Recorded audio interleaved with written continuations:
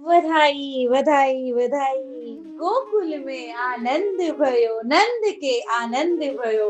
સુંદર ઉત્સવની વધાઈ બેઠે તો આજે વધાઈનું કીર્તન લીધું છે. સખીજનો, શ્રી ગોવર્ધન નાથ કી જય. ધન્ય યશોદા ભાગ્ય તિહારો, જીન એસો સુત જાયો.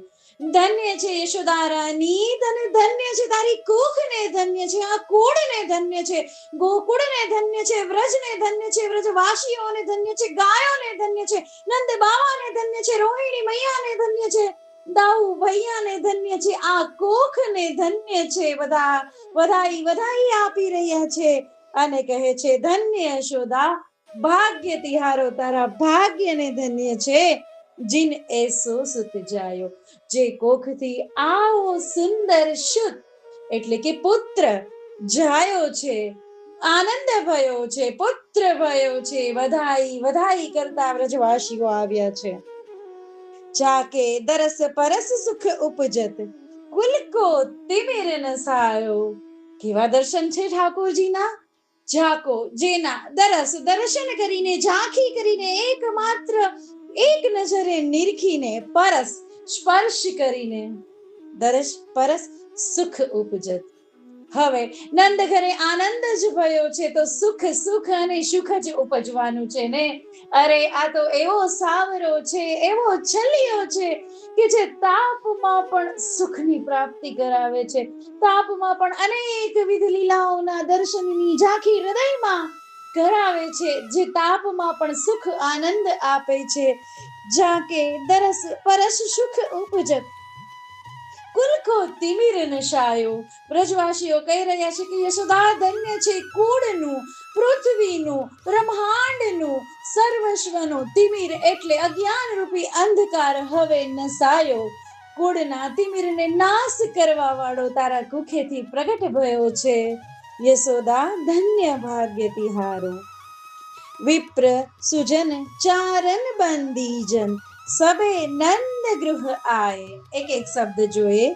વિપ્ર એટલે કે વિદ્વાનો, વિદ્વાનજનો, સુજન ગુણીજનો, ચારણ બંદીજન એટલે ચારણ જાતિના, અને બંદીજનો જે યશોગાન કરે, જે મંગળ ગીત સંભળાવે ઉત્સવના દિવસોમાં, ઢાઢી ઢાઢણ બધા જ વ્રજમાંથી નંદાલયમાં આજે યશોદા મૈયાને વધાઈ આપવા માટે આવી ગયા છે. વિપ્ર સુજન ચારણ બંદીજન સબે નંદ ગૃહ આય, નૌતન સુભગ હરદ દુઃખ દધી, હર્ષિત દુબ દધી, હર્ષિત શીશ બંધાય. શબ્દો એક સાથે ગોઠવેલા છે પરંતુ અર્થ એવો છે કે નવતન અને સુભગ છે એ હર્ષિત શીશ બંધાય ની સાથે અર્થમાં બેસશે. હરદ એટલે કે હલ્દી, હળદર, દુબ એટલે દૂર્વા, જે ઘાસ, દૂર્વા ઘાસ, જે મંગળ સમયમાં ઉપયોગમાં, પૂજામાં લેવામાં આવે, નજર ઉતારવામાં લેવામાં આવે એ. હરદ, દુબ, દધી એટલે કે દહીં, આ બધું જ ત્યાં ધરવામાં આવ્યું છે, રાખવામાં આવ્યું છે, પૂજામાં ઉપયોગ થઈ રહ્યું છે, બધું એવું બતાવ્યું છે. અને નવતન સુભગ એટલે કે એકદમ નવું કાપડ, સુભગ એટલે સુંદર કાપડથી હર્ષિત શીશ બંધાય. નંદ બાવા શીશ પર હરખથી, સુખેનથી, હર્ષ કરતા કરતા ભાગ બંધાવી રહ્યા છે. આવો તાત્પર્ય આ વાક્યનું છે. નવતન શુભગ હરદ દુબદધી હર્ષિત શીશ બંધાય. નંદ બાવા ખૂબ હર્ષમાં છે અને સુંદર કાપડથી, કેવું કાપડ છે તો કે નવતન અને સુભગ, પોતાના સિર પર પાઘ બંધાવી રહ્યા છે. ગરગ નિરૂપ કિએ શુભ લક્ષણ, અવગતિ હે અવિનાશી.